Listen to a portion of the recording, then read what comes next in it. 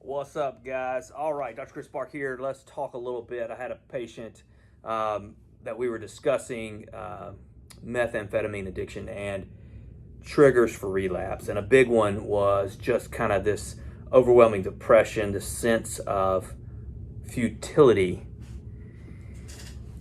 particularly because she's trying to put her life in a certain direction, right? She's trying to align it in the way it needs to go. And things will start to work out, but then she'll hit that wall.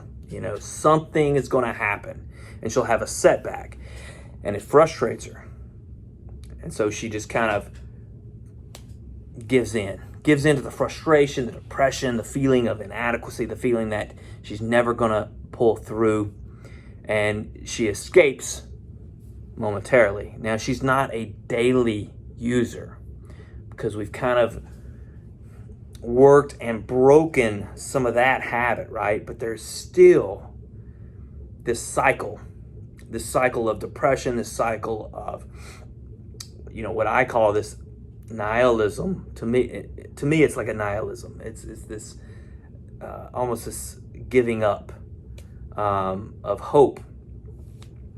And then, of course, comes what? The cycle of guilt. The guilt of trying so hard for so long and failing. And that's a real thing, man. That is a real situation. And every single person has that same cycle within themselves at different times with different things. Now, we don't always turn to meth, but we all have, these I won't even call them addictions. I'll just call them these kind of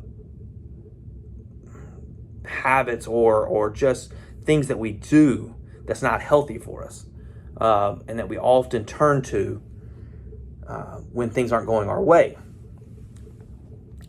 But what I'm trying to work on with her is this breakthrough mindset to see, and to understand that the relapse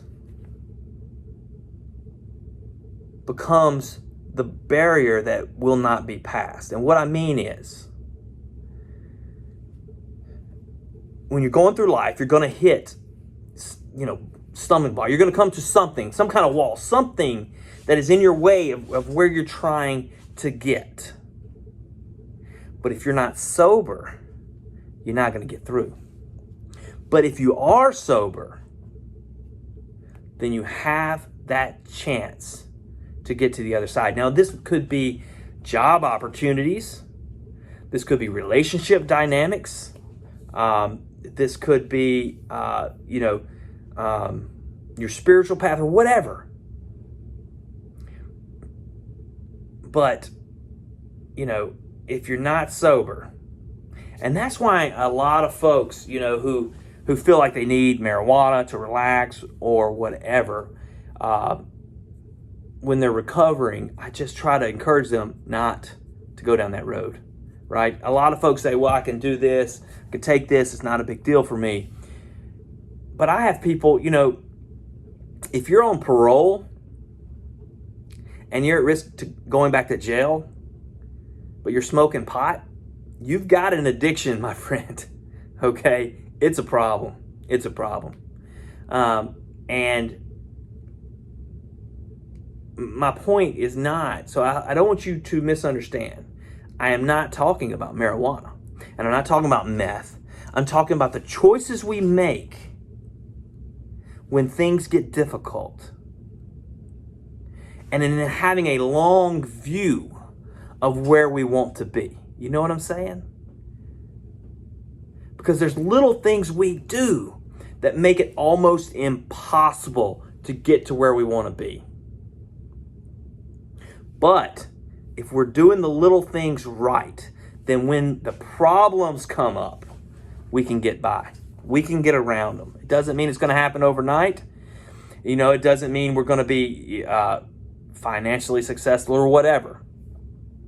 It just means that if we do the little things right, then the bigger things become easier.